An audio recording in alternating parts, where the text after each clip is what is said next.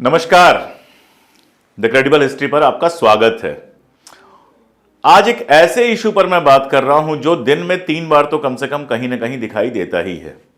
या तो कोई ट्रॉल आके कमेंट कर जाएगा या वीडियो बनाए किसी और चीज पे, लेकिन कमेंट में आ जाएगा कि नेहरू जी प्रधानमंत्री कैसे बने, क्यों नहीं सरदार पटेल को प्रधानमंत्री बनाया गया, क्यों नेहरू जी को प्रधानमंत्री बनाया गया। फिर वो एक आता है कि 3 वोट मिले थे, 4 वोट मिले थे, 0 वोट मिले थे। ऐसा लगता है कि प्रधानमंत्री का कोई चुनाव हो रहा था, उसमें नेहरू जी को 0 वोट मिले थे, उसके बावजूद उनको प्रधानमंत्री बना दिया गया। ऐसे लोग जब बात करते हैं तो जाहिर है किस्से कहानियों की बात करते हैं, कभी कोई सोर्स तो लेकर आते नहीं है।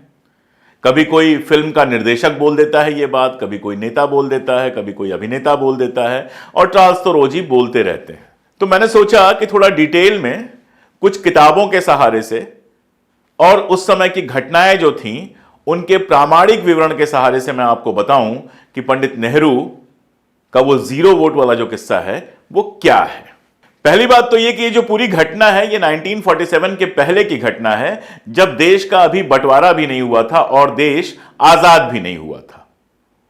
मौलाना अबुल कलाम आजाद उस समय कांग्रेस के प्रेसिडेंट थे और गिरफ्तारियां वगैरह हो गई। सन 42 में आप जानते हैं भारत छोड़ो आंदोलन चला, लगभग पूरी कांग्रेस के जितने सीनियर लीडर्स थे उन सबको गिरफ्तार करके अंदर डाल दिया गया, कांग्रेस को इलीगल घोषित कर दिया गया। तो काफी लंबे समय तक चुनाव नहीं हुआ और मौलाना आजाद साहब काफी लंबे समय तक कांग्रेस के प्रेसिडेंट, और अब कांग्रेस को अपना नया प्रेसिडेंट चुनना था। अगर उस समय के इतिहास में आप जाएंगे तो बड़ी मजेदार चीजें मिलती हैं।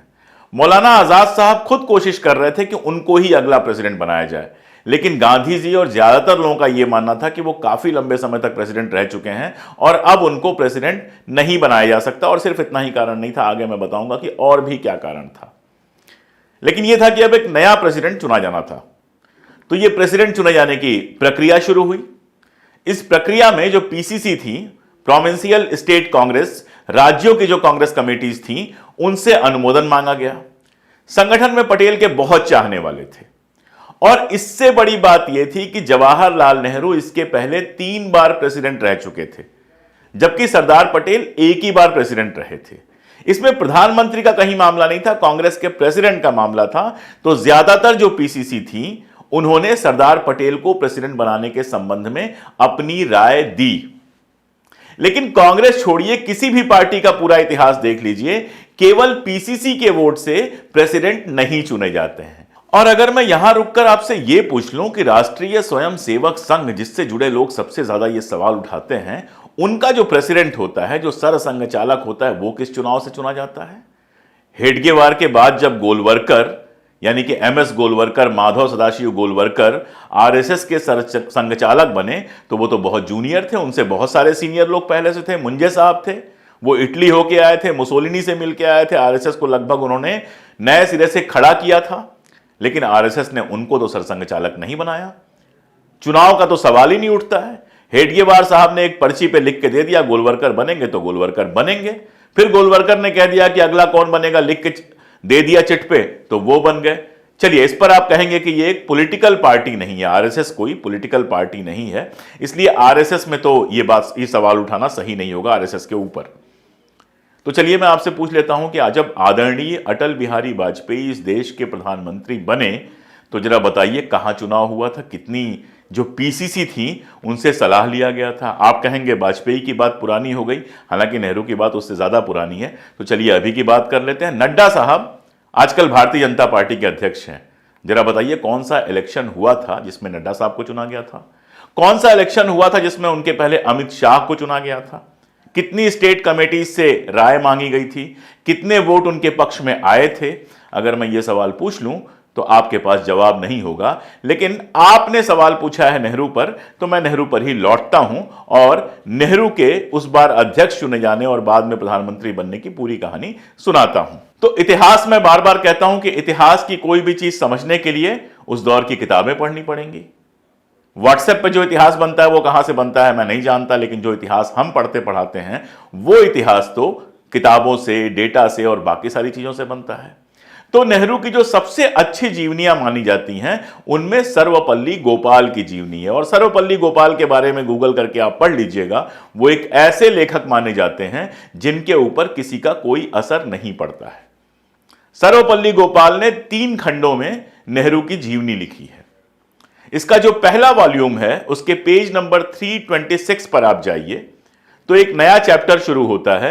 उस चैप्टर का नाम है द एंट्रिम गवर्नमेंट।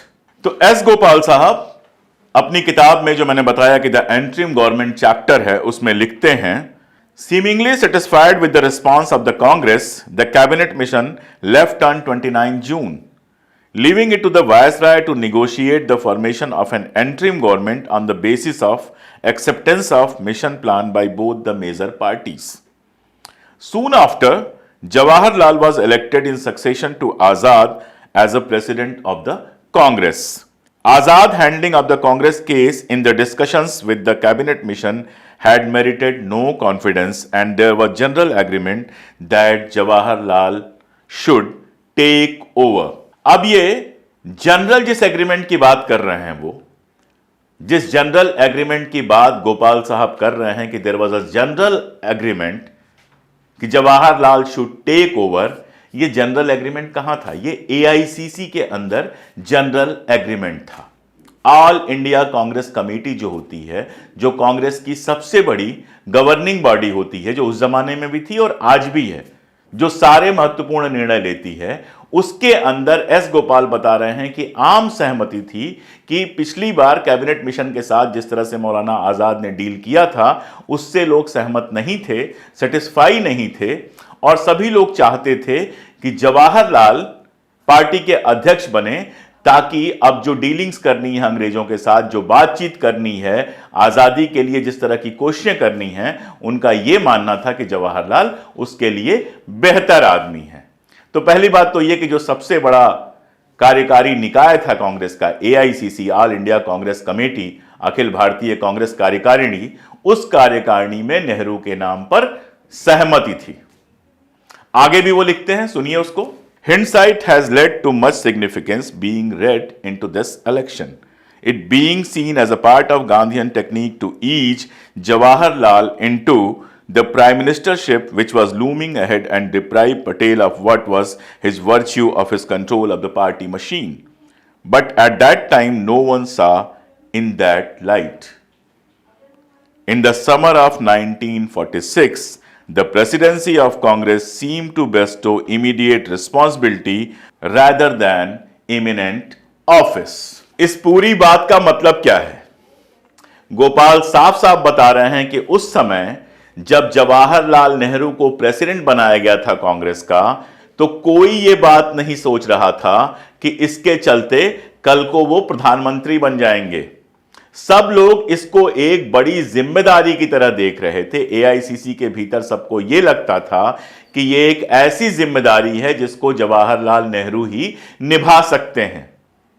और जो पहली लाइन है हिंडसाइट वाली, कि इसके बाद जो घटनाएं हुई उन घटनाओं के चलते लोगों ने यह बना लिया कि गांधी जी ने इसको एक टेक्निक की तरह इस्तेमाल किया कि जवाहरलाल नेहरू को प्रधानमंत्री बना दिया जाए। लेकिन उस समय प्रधानमंत्री बनने की कोई चर्चा ही नहीं थी। जवाहरलाल नेहरू को कांग्रेस का अध्यक्ष इसलिए बनाया गया था कि एंट्रिम गवर्नमेंट को लेकर जो लेन देन होना था, जो विचार होना था, जो बहस होनी थी, जिसको लेकर बहुत तल्खी थी, मुस्लिम लीग अपनी बात कर रही थी, कांग्रेस अपनी बात कर रही थी, ब्रिटिश गवर्नमेंट कांग्रेस को सबका रिप्रेजेंटेटिव मानने को तैयार नहीं थी, वगैरह वगैरह जो बातें चल रही थी, उन बातों में सबको यह लगा कि जवाहरलाल नेहरू सबसे बेहतर तरीके से डील कर पाएंगे और इसीलिए जवाहरलाल नेहरू को कांग्रेस का अध्यक्ष एक जिम्मेदारी के रूप में बनाया गया। उनको जो कांग्रेस का अध्यक्ष पद दिया गया वो एक जिम्मेदारी के रूप में दिया गया। उस समय प्रधानमंत्री बनने की कोई संभावना फिलहाल दिखाई नहीं दे रही थी। कुछ और बातें बताऊंगा इससे जुड़ी हुई, लेकिन उसके पहले एक बात और। कहा जाता है नेहरू गांधी की पसंद थे और इसमें किसी को कोई दो राय नहीं है कि नेहरू गांधी की पसंद थे। क्यों थे इस पर बात नहीं होती है, जबकि गांधी ने कई बार यह बात बताई है कि नेहरू क्यों उनकी पसंद है, क्यों नेहरू को वो अपना उत्तराधिकारी मानते थे, बावजूद इसके कि तमाम सारे विषयों पर उनकी सहमति जो होती थी वो आसानी से नेहरू के साथ नहीं बन पाती थी। जो लोग नेहरू और गांधी के पत्राचार पढ़ेंगे या दोनों में से किसी की भी अच्छी जीवनी पढ़ेंगे वो जानते हैं कि कई मुद्दों पर दोनों के बीच में कोई सहमत नहीं थी। उसके बावजूद अगर गांधी ने कहा कि वो चाहते हैं कि उनका सक्सेसर, उनका उत्तराधिकारी नेहरू हो, तो आखिर क्यों कहा, उसके कारण थे। पहली बात तो यह थी कि सबको मालूम था सेकेंड वर्ल्ड वॉर खत्म होने के बाद कि आज नहीं कल आजादी मिलने वाली है, और महात्मा गांधी और कांग्रेस के तमाम लोगों को, कांग्रेस के बहुत सारे लोगों को लगता था कि एक ऐसा लीडर होना चाहिए हमारे पास जो अंग्रेजों से उन्हीं की भाषा में बात कर सके और जिसको इंटरनेशनल संबंधों की अच्छी जानकारी हो। और इसमें तो कोई दो राय है ही नहीं कि इंटरनेशनल इश्यूज की जवाहरलाल नेहरू से बेहतर जानकारी किसी के पास नहीं थी। हैरो में पढ़े हुए थे, कैम्ब्रिज में पढ़े हुए थे, यूरोप की पूरी राजनीति को समझते थे और अंग्रेजों के साथ एक शानदार नेगोशिएटर बार बार साबित हुए थे। 1942 के पहले जब कांग्रेस में एक बड़ा हिस्सा यह कह रहा था कि हमें सहयोग करना चाहिए अंग्रेजों का, वही थे जो खुल के इस बात को कह रहे थे कि जब तक अंग्रेज आजादी का वादा ना करें तब तक सेकेंड वर्ल्ड वॉर में हमको उनका साथ नहीं देना चाहिए। और दूसरी एक और बात है जिस पर अक्सर लोगों का ध्यान नहीं जाता। आमतौर पर मान लिया जाता है कि जवाहरलाल नेहरू और सरदार पटेल एक ही उम्र के थे और गांधी जी बूढ़े थे, लेकिन गांधी जी और पटेल की उम्र में जो फर्क था वो सिर्फ 6 साल का था। 1947 में सरदार पटेल 71 ईयर्स के हो चुके थे और ढेर सारी बीमारियां थीं। अगर सरदार पटेल की जीवनी आप पढ़िए तो आपके समझ में आता है कि जब 1942 में उनको गिरफ्तार किया गया था तो उस समय उन्होंने कहा था कि शायद जो लोग आए थे उनको विदा करने, उनसे उन्होंने कहा था कि शायद यह हमारी आखिरी मुलाकात है। कई बार उनको बहुत सीरियस बीमारी हो चुकी थी और दिल की बीमारी तो थी ही। और आप जानते हैं कि गांधी हत्या के तुरंत बाद उनको हार्ट अटैक आया था। उसके बाद वो लगभग 1 साल मसूरी में रहे थे और उसके थोड़े ही दिन बाद जो पहला चुनाव हुआ, उस पहले चुनाव के 1951 के काफी पहले उनकी डेथ हो चुकी थी। आगे मैं बात करूंगा। तो गांधी ये समझ रहे थे कि उनकी तुलना में नेहरू काफी युवा हैं और फिट भी थे फिजिकली, कोई बीमारी नहीं थी उनको। तो जब देश आजाद हो तो हमारे पास एक ऐसा लीडर हो जो लंबे समय तक कंटिन्यू कर सके, जिसके अंदर कंटिन्यूटी हो। ये तो उम्र का जो मामला था वो भी जवाहरलाल नेहरू के पक्ष में जाता था। अब चलिए जरा सरदार पटेल पर लौटते हैं और उस चुनाव पे लौटते हैं। पीसीसी का जो चुनाव, जो पीसीसी के लोगों ने सरदार पटेल को प्रीफर किया था, उस पर लौटते हैं। सरदार पटेल की जो सबसे अच्छी और ऑथेंटिक जीवनी मानी जाती है वो है राजमोहन गांधी की लिखी Patel a life. Navjivan press से यह किताब छपी है, हिंदी में भी शायद उपलब्ध है यह किताब। और इस किताब को आप पढ़ते हैं तो पाते हैं कि राजमोहन गांधी अक्सर नेहरू की तुलना में पटेल की तारीफ करते हुए मिलते हैं। बहुत सारी चीजें हैं, जो लोग भी उस समय की राजनीति समझना चाहते हैं राजमोहन गांधी की यह किताब उनको जरूर पढ़ना चाहिए। लेकिन इसमें वो जो अध्यक्ष वाले चुनाव की बात होती है, उस चुनाव को लेकर कुछ रेफरेंसेस दिए हुए हैं। एक पत्र दिया हुआ है डीपी मिश्रा का। डीपी मिश्रा ने असल में अपनी एक जीवनी लिखी है, उसी जीवनी से एक रेफरेंस दिया गया है। अब ये डीपी मिश्रा कौन थे? डीपी मिश्रा यानी कि द्वारिका प्रसाद मिश्रा महाकौशल क्षेत्र में कांग्रेस के सबसे बड़े नेता थे और पटेल के बहुत करीबी थे। उन्होंने उस समय पटेल को एक पत्र लिखा है। उस पत्र में जो लिखा है उसको सुनिए, बहुत सारी चीजें अपने आप समझ में आ जाएंगी। इसमें वो लिखते हैं कि जब हमने नेहरू की जगह पटेल को अध्यक्ष बनाने की बात की थी तो इसमें कहीं भी यह बात नहीं थी कि नेहरू को प्रधानमंत्री पद से वंचित किया जाएगा। क्यों उन्होंने प्रीफर किया था सरदार पटेल को, वो भी बताते हैं। वो कहते हैं कि द यंगर मैन, यानी कि नेहरू जो युवा थे, the younger man already been raised to the office of Congress president thrice and therefore we thought it proper that the older man should have at least second chance. जो युवा थे नेहरू, वो पहले ही 3 बार कांग्रेस के अध्यक्ष रह चुके थे और जो वृद्ध थे यानी कि सरदार पटेल, वो एक ही बार अध्यक्ष रहे थे, तो हमको लगा कि उनको दूसरी बार अध्यक्ष बनना चाहिए। यह मैं आपको बता चुका हूं कि नेहरू पहले भी 3 बार अध्यक्ष रह चुके थे, तो लोगों को यह लगा कि सरदार पटेल को एक बार और अध्यक्ष का मौका मिलना चाहिए। जाहिर है कि एआईसीसी या गांधी जी जिस तरह से इसको इंटरनेशनल और नेशनल पर्सपेक्टिव में देख रहे थे, जो पीसीसी थी, जो प्रदेश कांग्रेस कमेटियां थी, वो व्यक्ति के रूप में देख रही थी कि एक आदमी 3 बार रह चुका है, एक आदमी एक ही बार रहा है, तो उसको एक बार और बनना चाहिए। वो उन परिस्थितियों को नहीं देख पा रही थी। इसीलिए एआईसीसी के अंदर आम सहमत थी कि पंडित जवाहरलाल नेहरू को अध्यक्ष बनाया जाए। अब गौर से सुनिए आप कि आगे डीपी मिश्रा जी क्या कहते हैं। और डीपी मिश्रा, मैंने आपको बताया कि कांग्रेस के बड़े नेता थे महाकौशल के और पटेल के बेहद करीबी। वो कहते हैं, as regards the premiership of free India we had always a vague idea that having been declared as his successor by Mahatma, Nehru was bound to occupy that exalted office at the dawn of freedom. We therefore showed no reaction when Patel withdrew from the contest at the instance of Mahatma Gandhi. यानी चूंकि महात्मा गांधी ने उन्हें पहले ही अपना successor घोषित कर दिया था, इसलिए यह बात तो हमारे दिमाग में थी ही कि जब भी देश आजाद होगा तो पहले प्रधानमंत्री बनेंगे पंडित जवाहरलाल नेहरू। यह जो हमारा चुनाव था वो सिर्फ कांग्रेस के अध्यक्ष पद के लिए था, जो हमने प्रीफर किया था पटेल को नेहरू के ऊपर। और इसीलिए जब महात्मा गांधी ने कहा और पटेल ने अपना पर्चा वापस ले लिया चुनाव से, तो हम लोगों ने कोई विरोध नहीं किया।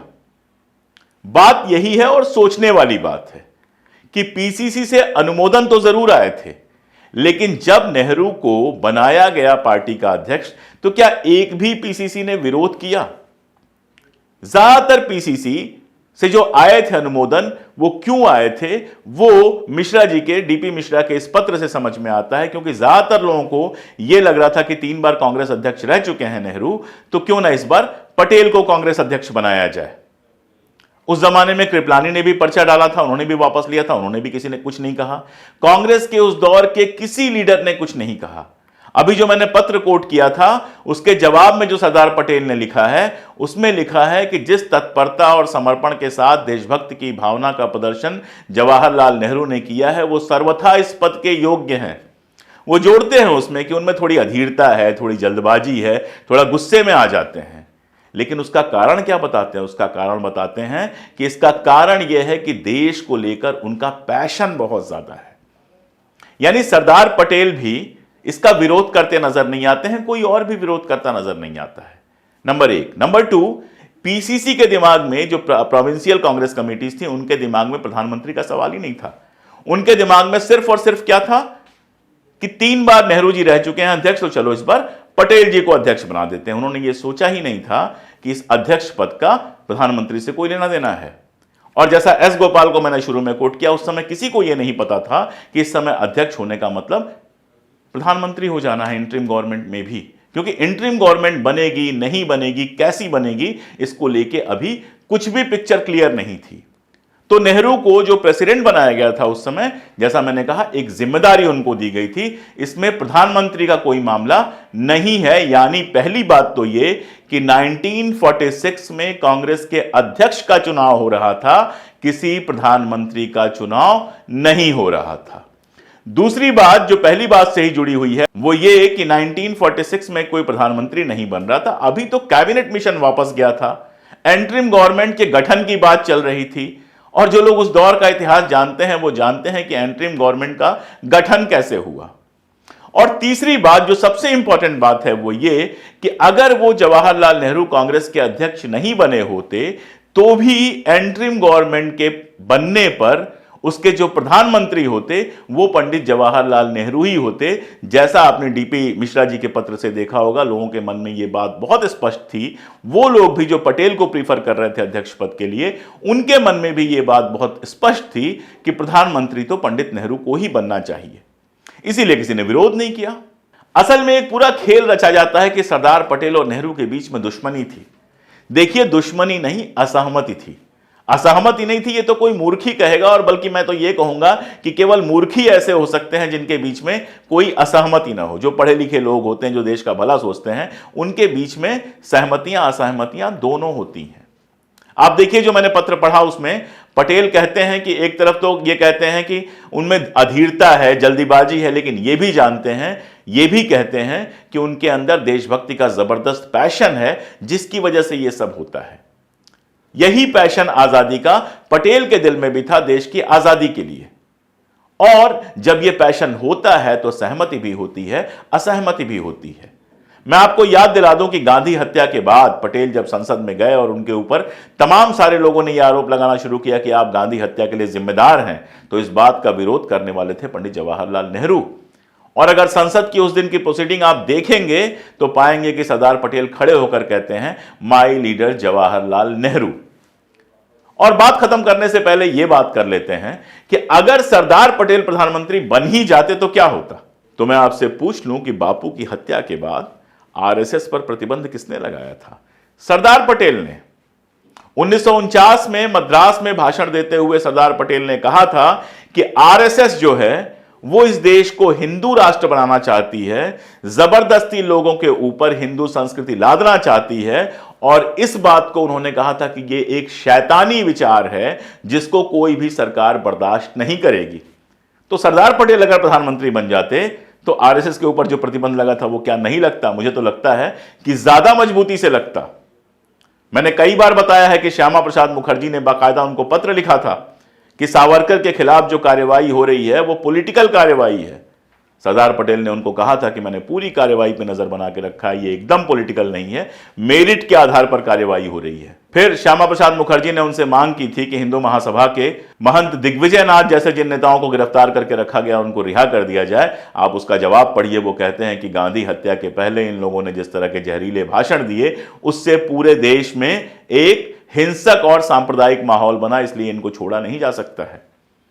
कितनी ही जगहों पर आपको रेफरेंस मिल जाएंगे जहां सरदार पटेल ने आरएसएस की जबरदस्त आलोचना की है, कभी सांप्रदायिकता के पक्ष में खड़े नहीं हुए। तो वैसे तो सरदार पटेल प्रधानमंत्री बन ही नहीं सकते थे बेचारे, क्योंकि जब पहले चुनाव हुए इस देश के 1951 में, उसके पहले ही सरदार पटेल जी की मृत्यु हो चुकी थी। तो 1951 में जो चुनाव हुए वो प्रधानमंत्री के लिए चुनाव थे, और उस चुनाव में पंडित जवाहरलाल नेहरू और कांग्रेस को किस तरह का बहुमत मिला वो सब लोग जानते हैं। असल में इन चुनावों में हिंदू महासभा जो थी और फिर जो जनसंघ बनी, इनकी इतनी बुरी तरह से हार हुई थी कि उस हार को छुपाने के लिए 3 बार लगातार जवाहरलाल नेहरू प्रेसिडेंट बने। 1946 में इलेक्शन हुआ। आजादी के बाद 3 इलेक्शंस हुए जिनको पंडित जवाहरलाल नेहरू के लीडरशिप में कांग्रेस ने जीता, और इन सब इलेक्शंस में अगर आप हिंदू महासभा और जनसंघ की टैली देखेंगे कि उनको कितनी सीट मिली थी तो आपको खुद शर्म आएगी। जवाहरलाल नेहरू और कांग्रेस के हाथों बुरी तरह हमारे पुरखों ने इन लोगों को पराजित किया था, और उसी पराजय की जो शर्म है उसको छुपाने के लिए ये लोग बार बार ऐसे घटिया आरोप लगाते हैं। आप जानते हैं किसी भी पार्टी में जो अध्यक्ष का चुनाव होता है वो सिर्फ डेलीगेट्स के वोट से नहीं होता है, बहुत सारी चीजों से तय होता है। और मैंने आपको बहुत डिटेल में बताया कि जिस समय की यह घटना है उस समय अध्यक्ष पद का चुनाव था, कोई प्रधानमंत्री का चुनाव नहीं था। जब प्रधानमंत्री का चुनाव हुआ तो बाकायदा वोट पड़ा। इस देश की जो वोट देने लायक जनता थी उसने वोट दिया, और उन वोटों के रिकॉर्ड 1946 से लेकर जब तक पंडित नेहरू की मृत्यु नहीं हुई है सारे चुनाव में, जरा उन वोटों के रिकॉर्ड देख लीजिए। आप देखिए पंडित नेहरू की लीडरशिप में कांग्रेस ने कितने वोट लिए हैं और कितने वोट हिंदू महासभा और जनसंघ को हमारे पुरखों ने दिए थे। जैसा मैंने कहा कि वही डर था, वही शर्म है जिसको छुपाने के लिए ये लोग सारा तमाशा करते हैं। मुझे लगता है कि मैंने तथ्यों के साथ आपको बताया कि यह बहुत बड़ा झूठ है कि नेहरू जो पहले प्रधानमंत्री बने वो ऐसे ही बन गए थे। सच्चाई यह है कि जिस चुनाव का उदाहरण दिया जाता है वो अध्यक्ष पद का चुनाव था, उसमें एआईसीसी नेहरू के नाम पर पूरी तरह से सहमत थी, और उसके बाद 1946 और उसके बाद जो चुनाव हुए आजादी के पहले 1946 में और उसके बाद भी जो चुनाव हुए उसमें नेहरू कांग्रेस की लीडरशिप में थे, और वो चुनाव कांग्रेस ने पूर्ण बहुमत के साथ लगातार जीता, और जब तक वो रहे तब तक इस देश के प्रधानमंत्री रहे। और मुझे ये कहने में कोई हिचक नहीं है कि हमारा ये संयोग था, हमारा ये सौभाग्य था कि हमें पंडित जवाहरलाल नेहरू जैसे प्रधानमंत्री मिले। आप बगल में देख लीजिए पाकिस्तान था, जहां पंडित नेहरू के मरने तक संविधान तक नहीं बन पाया था, मार्शल लॉ लग रहा था, कभी किसी की हत्या हो रही थी, जिन्ना मर गए, लियाकत की हत्या हुई, और एक हमारा देश था जहां सही समय पर संविधान बन के तैयार हो गया और उत्तरोत्तर प्रगति हुई, विज्ञान के तमाम सारे संस्थान बने, कला के बने, और पूरे देश में भारत जो है एक नए आजाद हुए देश के बावजूद एक प्रभावी देश के रूप में स्थापित हुआ। तो आज मुझे बस इतनी ही बात करनी थी। ये सवाल जो बार बार पूछा जाता है, मैंने कहा कि वंस फॉर ऑल इसका जवाब दे दूं। अब जब कोई भी इस तरह की फालतू बातें करे तो इस वीडियो में मैंने तथ्य दे दिए हैं, किताबों के नाम दे दिए हैं, बाकायदा कोट्स दे दिए हैं, उनका यूज कीजिए और उनको मुंह तोड़ जवाब दीजिए। और अगर आप चाहते हैं कि हम लगातार इस तरह से काम कर सकें तो हमारे साथ खड़े होइए। हमारा जिस तरह से भी सहयोग कर सकते हैं उस तरह से सहयोग कीजिए। आपका सहयोग मिलेगा, आपकी ताकत मिलेगी तो हम पूरे दम से इस झूठ का मुकाबला कर सकेंगे। बहुत शुक्रिया।